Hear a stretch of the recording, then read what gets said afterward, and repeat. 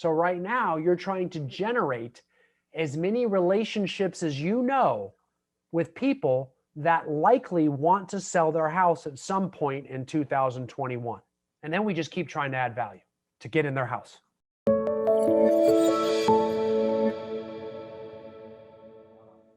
We need inventory, obviously, more than any realtors have ever needed inventory in the history of man, I think. So we need housing inventory, which means we need listings, right? And we as realtors know in our DNA, our realtor DNA, or realtor DNA, that we always want listings. Like it's the lifeblood of business and leads and all that kind of stuff. So now it's January on top of it. We always want listings in January. Like February can't come soon enough. And then March can't come soon enough.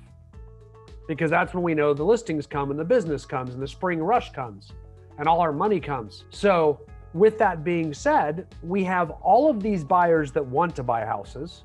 We've never had hotter buyer demand than this at this time of year, for sure. I don't believe we've ever had lower inventory than this at this time of year. So the frustration becomes all of these sellers that we're talking to that say, yeah, I do want to sell my house. I'm just not ready quite yet. You know, look at all of you are nodding. This is weird. Sometimes I like you all to look at each other because when you all look at it, you'll see what I see. And it's so cool when you all nod at the same time. And that means you agree with this topic. That's probably because half of you have brought it up and wanted to talk about it and I have refused it. But we've got a lot of sellers right now. We could really use the listings right now. We know that if we had it up for sale right now, it'd probably have 15 offers on it. So if these people really want to move, they should play it safe and get it done now. Every minute they wait, every day they wait, every month they wait, it just increases the likelihood that it's going to be a less attractive market for them to sell in from a financial standpoint, which quite frankly, they don't care much about. Do you guys realize that?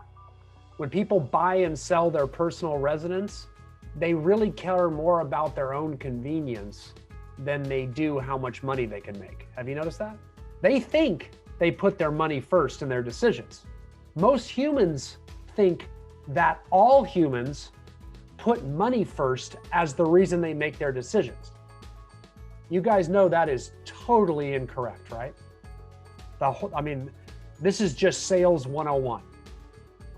People never make decisions. I don't care if this is your husband that's a high D behavior, because I know all of you got one of these, and they're blunt and they're gruff and they know everything about business. And you know these people? They're all over. Half of you nodding again. Even those types of people make all of their decisions with emotions. Emotions. Even that gruff, hard guy, that country guy that you're married to, makes all decisions with emotions and then goes around later, he doesn't even know it, and comes back later and justifies them with dollars and numbers. You realize that? We all make decisions based off emotion and impulse. Some of us like to go back and pretend afterwards, though, it was because of numbers. So we use the numbers afterwards to justify our impulsive move, to make ourselves feel better. Everybody get that? Because I didn't make that up. That one goes back way back. That's like hundreds of years of sales training. That is actual science. So if you're into believing it, that one's been proven quite a few times over. So understand that when you're trying to get a seller to list his house now and not wait until June, until his kids are out of school, and then try to have the summer of hell and get it up for sale, get 50 offers and get moved, and then find a house you want to buy and get your offer accepted all in the same summer with very little time frame, that's fine. That's probably not the best way to maximize your proceeds. But remember, they don't want to maximize their proceeds. People don't want to maximize their proceeds. They want to make emotional decisions. Even that gruff cowboy you're married to. I cannot say that enough. The coldest, eagle-eyed, boots-wearing, hard steel-toed, country boy from Arkansas. It's an emotional decision maker. Make sense? Now he will pretend that he made a decision based on logic and dollars and cents later. And that will make him feel better about himself. But the decision was made earlier on off of impulse, emotion, excitement. All words that mean nothing to that human being, or relatively very little. So understand that.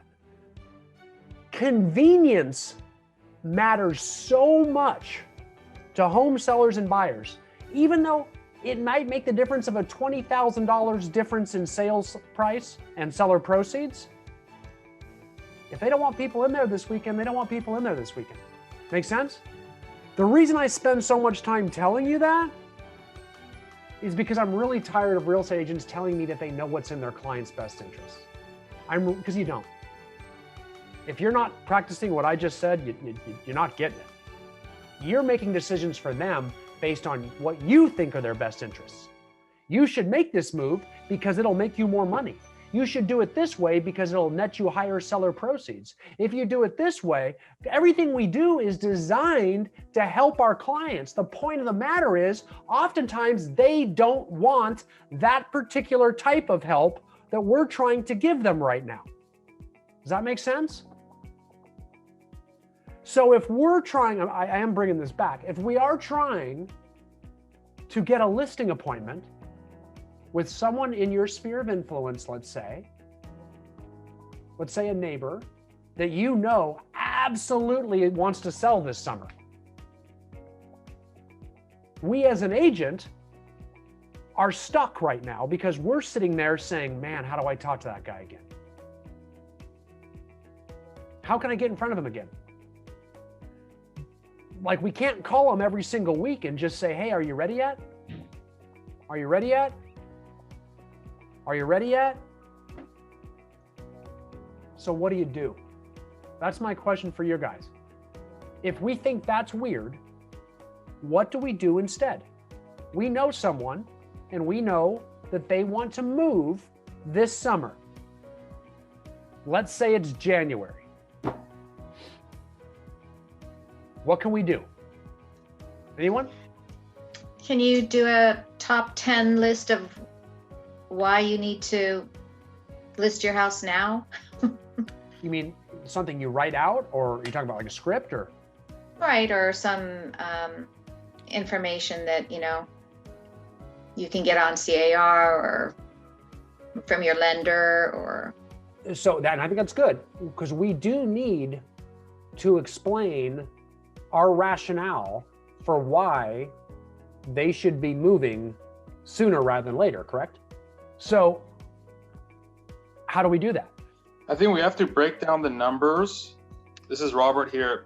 Hey, Robert. We have to kind of break down the numbers on the market trends and kind of have them get a visual on what can happen if they don't sell their home, okay, or when they do sell their home, and kind of create these variables for them to get them curious and kind of stir that curiosity so that they continue to be interested in possibly going in the direction of selling their home sooner than later.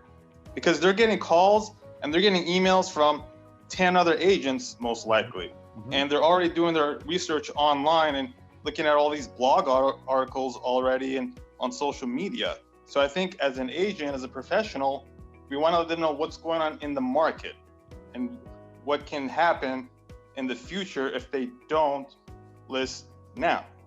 Mm-hmm. Okay, I like that. Hey, Brian. Yeah. It's Javier. Hi, you know what? I would ask as many questions as I can to find their motivation. Why are they going to move? Okay, I get that, and I hear what you guys are saying. But remember, you're sitting at home right now, all by yourself, with knowledge that this other person wants to move in June. And I know you guys want to have all these conversations, but how the hell are you going to get this person in front of you to listen to all this? Ask for the appointment. There we go. So how are you going to do it? I'm trying to figure out, I need to know what to do right now. Everybody's telling me to make a bunch of money. You're telling me how to do results. Hey, Brian, let's sit down and talk about how I can help you get to your goals or meet your goals. Okay. So you just called me out of the blue? Yeah, why not? Okay. Can I like it. Go ahead. We use a program called HomeBot. We send out a HomeBot deal, which is a really cool, inexpensive program that gives them what their investment is worth and how it's growing. And it's been a really good. It's only $25 a month, and it's been a great tool for us because we're able to then maybe call them up on the phone and say, hey, did you see what's happening in your neighborhood? Did you see what's happening to the value of your home? Wanted to see. I know that you mentioned that you were interested in making a move sometime this summer. And kind of educate them utilizing, we use the tool, the HomeBot tool, if you will, on what's happening to the market. What the market is booming right now with interest rates. And what we're getting back as well, yeah, but maybe, interest rates are gonna, we think the market's gonna drop it. We think the sale price is gonna come down. Yeah, and if the interest rates go up a little bit, it kind of washes. It doesn't matter. Let's take a look at what's out there. And I like how you moved right past it. I love that save at the end because that was big. And then we get them into a Zoom call. Yeah, there you go. Boy, I want to stay on that conversation because that was real important, what he did there. Because what he's trying to do is set the appointment. And I cannot say this enough. Because what he started to do was say, here's why interest rates is going to be a wash with house prices. That was actually a slight mistake because you were trying to handle an objection over the phone. And anybody that's tried to do that starts to realize that's the quickest way to lose a listing appointment. Does that make sense? We want to have all of those conversations you're all talking about, Xavier, Walter, all of you guys, not all of you, in the listing appointment, whether that's Zoom or in the living room, depends on COVID, I guess, but you get the idea. Because if we cannot successfully deflect or overcome an objection over the phone, you're not going to get the listing appointment, which means they're never going to hear any of your reasons, any of those top 10 reasons why moving now is better than later. So here's what I'm coming around to, and Walter was doing it. I mean, he was instantly doing it. He did perfectly. Is we must set a listing appointment to have these conversations. Okay? We cannot, or do we ever want to, just pick up a phone with a potential home seller and start having listing appointment conversations over the phone. That's lethal. That's playing with razor blades. Like that's so dangerous that you will actually not get the listing appointment at all because of the objections they bring up over the phone. The most common one is, what's your commission? And you know what your answer is over the phone? Don't give it to them. Because you are not going to get the listing appointment if you do. Make sense? Because that's one of the biggest objections to listing is commission objections. Urgency is another big listing objection. I don't want to list now, I want to list later. Don't start trying to overcome that in the phone call. You wait until you have their captivated audience in front of you in a listing appointment or on Zoom or whatever. Can I just stop saying the and Zoom or whatever? Slows my roll. You get that. Because if you're talking to me on the phone, and a lot of people like me, and you're selling something, I want to get you off the phone. That's just the way it's going to work. Cats don't like dogs. I want to get you off the phone. It's just going to happen, right? So you get me on the phone, I want to get you off. If you start giving me little outs to get off the phone, I'll take them. And every one of those outs is when you try to overcome my objection. Every time. So what's your commission? Oh, no, I'm not going to pay that. And then I'm going to make something outrageous up that you're going to believe. It's going to be like, oh, no. I haven't paid commission on my last 6 houses, and I'm not going to pay any more than 2% on this one. And I just made those numbers up to make you go away. And guess what? You realtors always believe that stuff too. It's hilarious. You do. Oh, I had one client say, I'm going to do this. No, they didn't. They just said that to get you off the phone.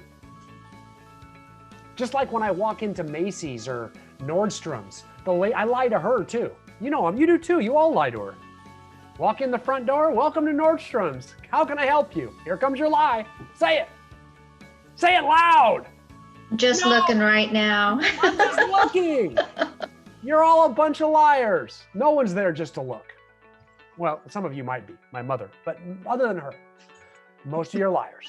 I say that about car lots. How many people walk onto a car lot just to roam around? Browse, kick tires. Yeah. You know, nobody's doing that. Yeah, that sounds fun. That's how you get turf toe. So I just made that up. You won't get turf toe from that. But does that make sense? So understand when we're on the phone, they are seconds from something else. So I'm trying to get away from you because it's so easy to get away from you. All I have to do is this, click, and I'm watching my TV again, or I'm playing with my kids again. However, if I'm in a one-on-one meeting with you, I've put in a collar shirt on, I've put some lighting on, I maybe made sure my hair looked okay, and here we are in a listing consultation. The likelihood of you just hanging up on me over an objection is very, very slim. That would be very, very rude. In all likelihood, because we set a listing consultation and we both protected time in our calendars to allow each other to meet and communicate with each other, now you're in a place where you can successfully handle objections. They're ready to meet with you. They've got nothing else pulling at them. No kids who are hungry for dinner. No baseball game that wants me to watch it. That makes sense? You try to overcome these tough conversations on the phone. I'm not saying you can't do it. I'm just saying it's real hard. Like, you might get through one objection, but you're probably not going to get through two because they're just it's just too easy for them. I mean, it's like, why would you want to go into a negotiation and give the other side all the power? That's what that is. It's fighting an uphill battle. Don't do it unless you have to. So like I said, or like half of you said, we need to explain to them why now as opposed to later. I'm telling you, we can't do that over the phone. We need to get an appointment. How do we get an appointment? You know someone that wants to sell this or wants to move this summer when the kids are out of school. It's January. How do we get an appointment? Philip. I always go with the alternative choice. Would you prefer to meet in person or on Zoom? And once they pick one or the other, I offer some sort of schedule, alternative choice again, a week that actually fits my schedule, but I go week or weekend. They give me a week. Awesome. I look at my schedule, Wednesday or Friday, whatever really ultimately fits me and them, but I always kind of, tailor it to where it fits my schedule a little bit more. Sure. I think everybody does that. Oh, I think they do that. You do that. That's part of the negotiation too. Right. But I don't know. Is that too simple of an answer? No, it's a great answer. So he just talked about the alternative choice close, right? So can you just say that one more time, Philip, how you did that? Sure. So it's alternative choice close. I offer in person or on Zoom. If they go with Zoom, great. Weekdays or weekends or either one. And then from there, just kind of break it down one over time. They say weekend, Saturday or Sunday, this time in the afternoon, this time in the afternoon. That's kind of it. Okay, so I want to hear how you get into that because I love the alternative choice close that you used.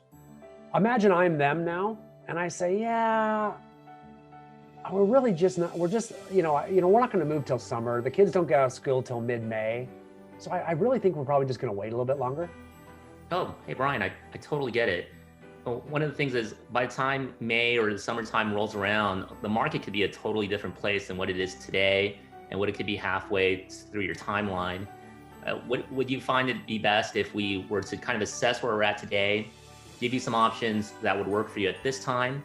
And of course, if we need to make adjustments as we get closer to May when the kids are getting out of school, or even as we get closer to summertime, this could be our first little get together to find out what could be in your best interest going forward. How does that sound? Yeah, I like that. I like see how he played it off like you're not committing to anything by meeting with me. That's what you did at the end. You softened it. Like it's kind of a first get to know each other. We're not even dating yet. Set a game plan. What? Yeah, and kind of took the pressure off. You know what I'm saying? I like that. I like that. Let me throw, a few other little scripts around that I'll often say is, yeah, I totally get it. I mean, what I propose we do and what we have the most luck with is I'd love to just briefly meet with you now And then, you know, I think I can give you some pretty good info to get you ready and knowledgeable, whether you want to sell this summer or 5 years from now. That's totally up to you. There's no obligation by any of this. I'll just take a look at it, give you some information, give you a rough idea of how much money you're going to get out of your house when you sell it. That'd be helpful, wouldn't it? That one they like. So I usually throw that in there. Like, I'm just going to come over there to tell you how much money you're going to get. They love that. Make sense? So little things like that. And the other one that I'll say is whether it's this summer or 5 or 10 years down the road. In other words, I'm not tying you to anything in this appointment. Now, I am going to tie them to something in this appointment, but I'm not going to do it over the phone. Make sense? Now, here's the one that I like. Have you guys heard me explain window washing before? Has anybody heard that? No one's heard me explain washing someone else's windows before? If one of you's heard it, I'm not going to do it. Not one of you? No. No. Oh man, Sarah, I can't believe you. Okay, so here's what it is when you wash. Okay, so especially you LA people. Okay, so I want you to go down to downtown LA in your mind right now in your car. It's scary. Okay, so go down there, get on the 110, and I want you to exit Adams Boulevard. I mean, right up in there. You're gonna get off on Adams, exit Figueroa. You're in downtown. Everybody with me? You're gonna come up to a stoplight on Figueroa. I don't care which one, but it's a long one. It's down by the Staples Center, so it's packed down there. What happens when you get stuck at a stoplight in front of the Staples Center on Figueroa? Can I wash your window? There it is. Do they ask you? They just do it. They come at you. It's like the zombie apocalypse, man. They just like, you know, and so they come at you, right? And you're like rolling up windows, and they're all coming. Because those lights, I mean, you can sit there for 30 minutes sometimes waiting for it to turn green. And then they get their newspaper and their rag and they spit on it and they move all the dirt around on your windshield. And then they stare at you. And that's when it happens. Anybody had this happen? Anybody had one of these guys? Homeless fellows wash your, okay. Yeah. And then they stare at you and that's when it sinks in. You're like, oh, I have a little obligation here. I don't know how much obligation I have, but I've got something because it's making this weird. He's looking at me, I'm looking at him. He's thinking, I just did some work, you owe me something. I'm not sure if I actually owe him anything. I don't know what my social obligation is here, right? But it's weird. Make sense? It's weird. Because I'm not comfortable. It's made me uncomfortable. Him coming up and washing my windows has made me uncomfortable. Much more uncomfortable than just someone begging on the side of the road. Someone begging on the side of the road doesn't make me feel uncomfortable because I haven't taken anything from them. But this guy just cleaned my windshield. I feel like I kind of owe him something. Now, I have never, ever paid those guys anything. I'll be the first to tell you. But I always have that weird little feeling, that I'm washing your windows feeling. How does this translate to real estate? Let's say I have a seller and he wants to sell this summer when his kids get out of school. And let's say it's January.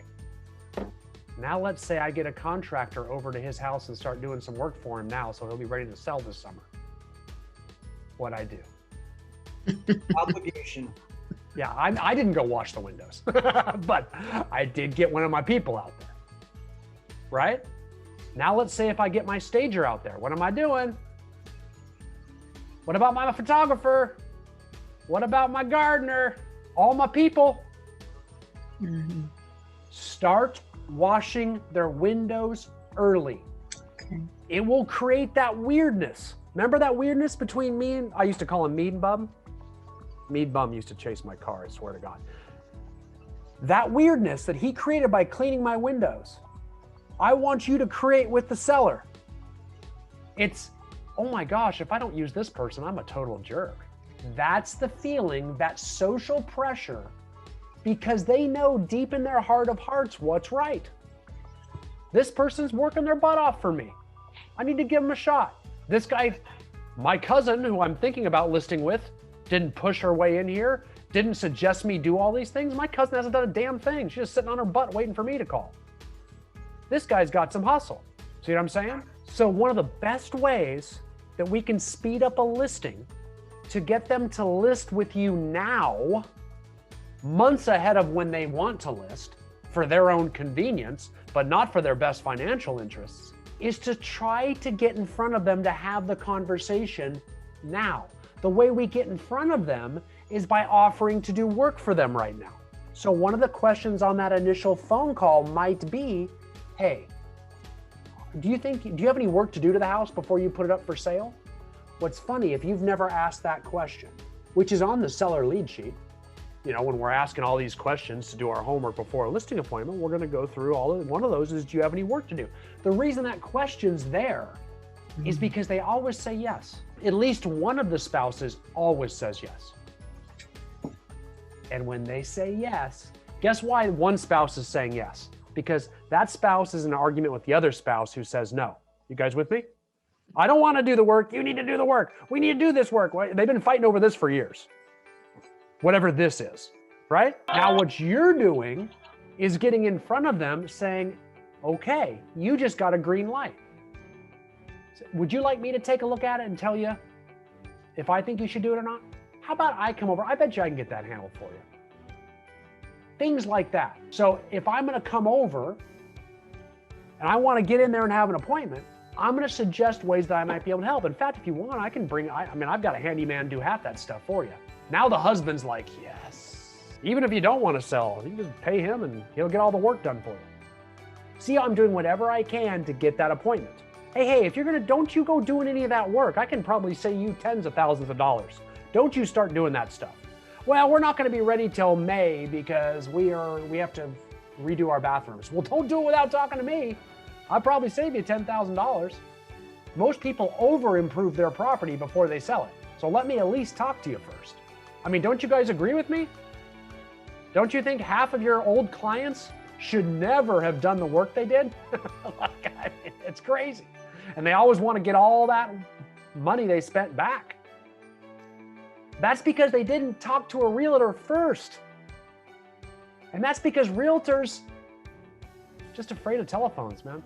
Don't know how to explain it. The famous line is, this is Dave Friedman, Hey, Dave. is I just spent 10 grand on block walls. I want that value up. It's like, Yeah, well, you can sell it to a racquetball player. Might be good. Prison inmate? I don't know.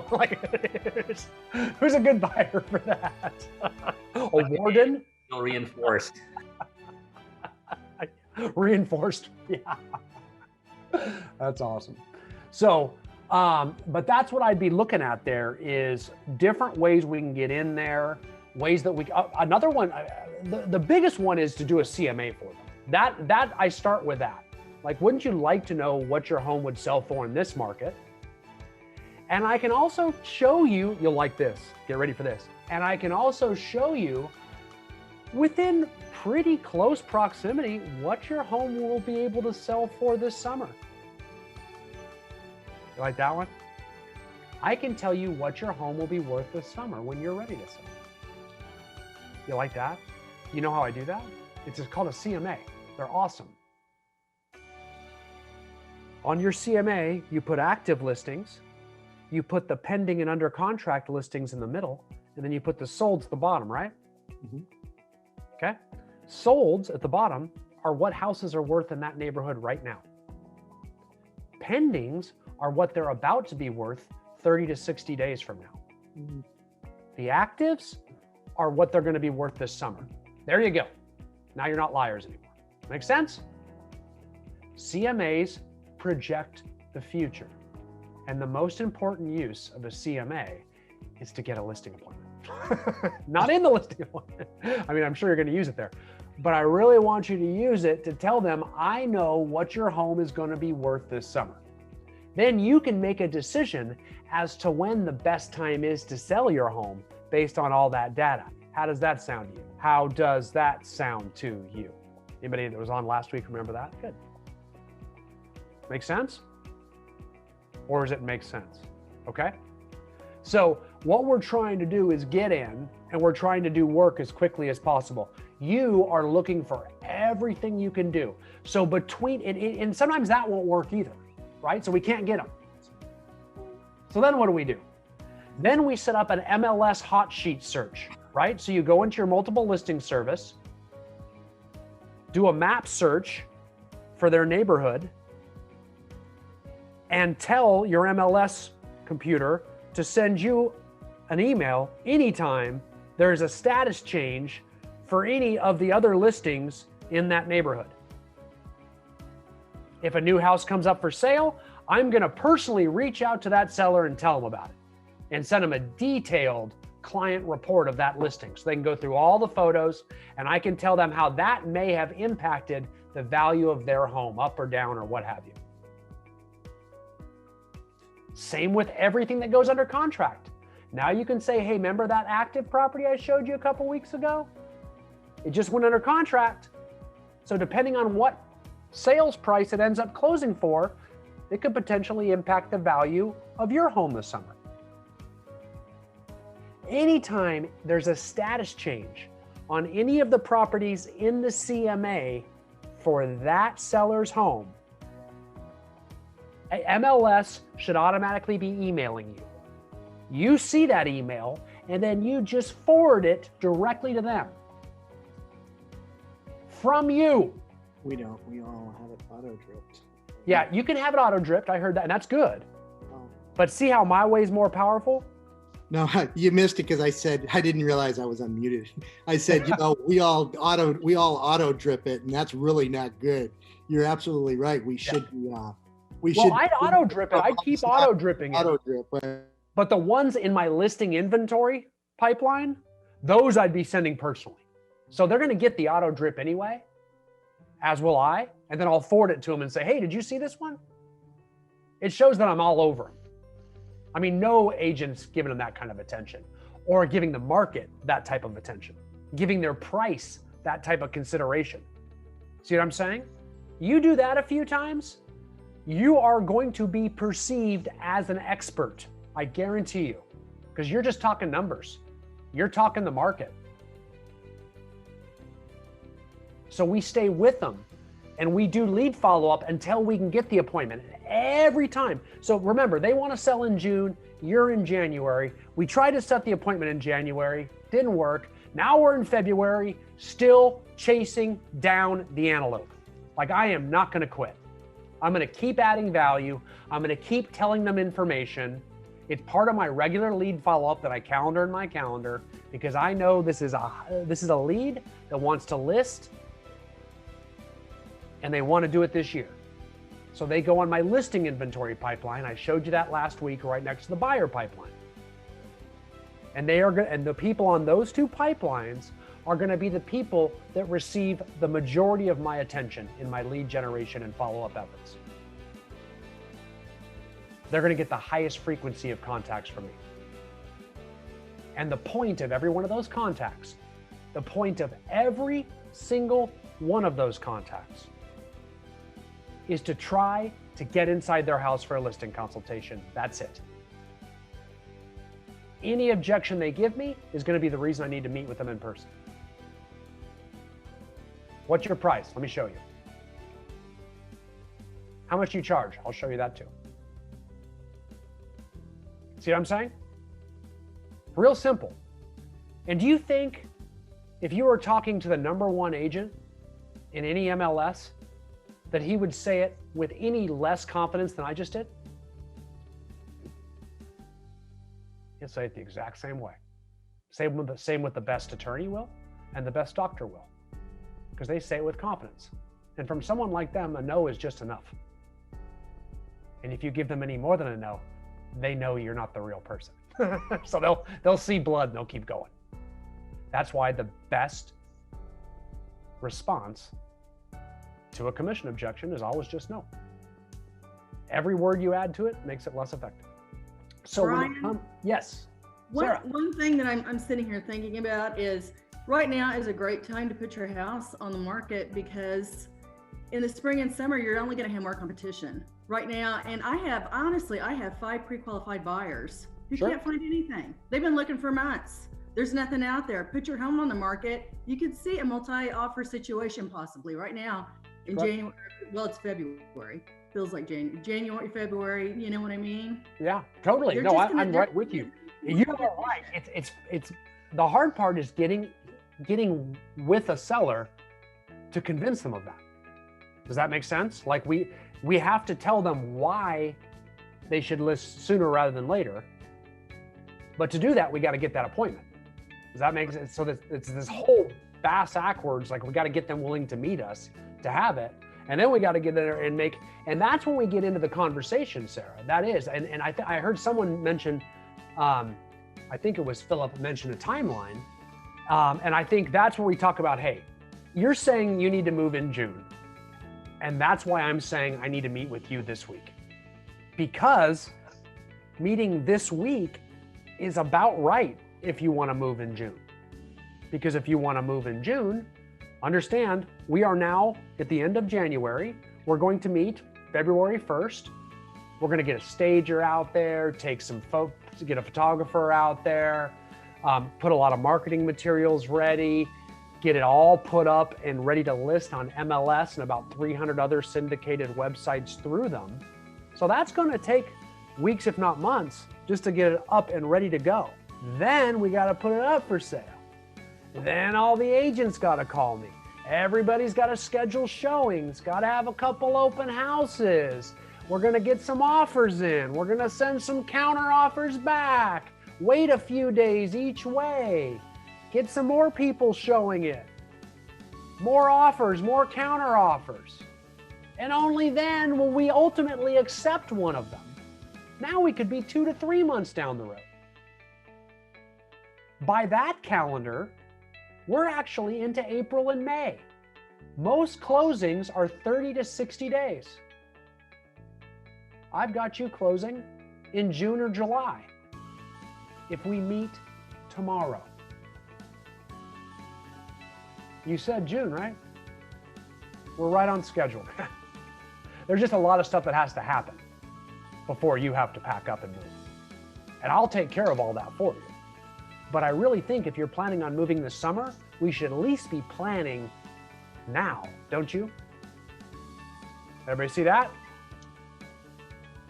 Tie down for the downswing, don't you? Kind of hard to argue me when I say it that way too, isn't it? Don't you? It's hard. Yeah, I probably can't hurt to talk about it, to at least plan. So you run the timeline and you explain there's a lot of prep work. Then there's a lot of looking, showing, sniffing, hunting, and offering. And then there's a 30 to 60 day close. You're usually halfway through the year from any point in the year when you do that. And if you get to a point where you still got 30 days to close, say, hey, even if we do this, the best we can do is be ready 30 days ahead of time. I like to have a little pad in there in case something with life comes along. So it's not too early. And that's why laying out that timeline. Understand, I did overcome the only objection I will overcome on a telephone, and that's urgency. Because they're saying, I don't want to meet with you. All the other objections are, I don't want to list with you. That's an objection to commission, an objection to price, to what I charge, to, whatever, all the other objections. Those are listing objections. All I want to do is meet with them right now. They're telling me they don't want to meet with me because they don't want to sell till later. They're not urgent enough. So their objection is a seller urgency objection. The only way I can meet with them is to overcome it over the phone. The way I overcome it over the phone is by trying to suggest that I can do some work for them if they have some repairs to make. Remember that one? Another way we can get them to move up and meet over the phone is if I can do that countdown, like Philip brought up, where we talk about how long it actually takes to sell the house and that we're actually not early and they should have more urgency. And if those don't work, I'm probably just going to stay with them and look for more reasons to add value later through those MLS hot sheets or listing e-alerts or whatever you guys call them. Walter, I think, called them something else. What'd you call them, Walter? I think it's the same thing though, listing e-alert. Drip campaigns or no? Yeah, we were using a HomeBot. It's a program we use. Oh, okay. But it's same idea, right? New listings emailed out to prospective clients. Yeah, kind of. Actually, it's a little bit different. It's really cool. They can actually go in. It's a program that they can go in and they can put in how much we program in how much we think their house is worth, They program in their loan amount, they program in stuff, and it sends them alerts based on kind of like the MLS does, utilizing sales comps, and tells them what the value of their home is. Huh, HomeBot. That's pretty cool. It's really cool. It's like 25. It's not real expensive. It's a great listing tool. This is hilarious. Now, Walter, I'm looking in the notes. Look at this. Everybody's talking about the washing the windows. I didn't even see Haiti, El Salvador, Mexico. That's good stuff. Hey, it's capitalism. I like it. I got no problem. And I've actually, it's a great sales technique that I've seen. Turns it up a notch. So if you can ever let someone to start doing work for you, just get ready to start paying them. I can tell you right now, because that guilt will sink in. So here's my homework for you guys. I want a seller inventory pipeline. Okay. So I want to know on that pipeline, everything I showed you from the buyer inventory and the seller inventory last week, right? All your active listings at the top, and then all of your people that you know want to sell their home at some point this year. Those are your targets. We want to grow that list at the bottom. And then once we get in the house and get listing agreements signed, we move them up to the top. So right now you're trying to generate as many relationships as you know with people that likely want to sell their house at some point in 2021. And then we just keep trying to add value to get in their house. Or Zoom or whatever. Make sense? All right, that's our plan. Seller urgency, real estate scripts for sellers to increase their motivation. Sound good?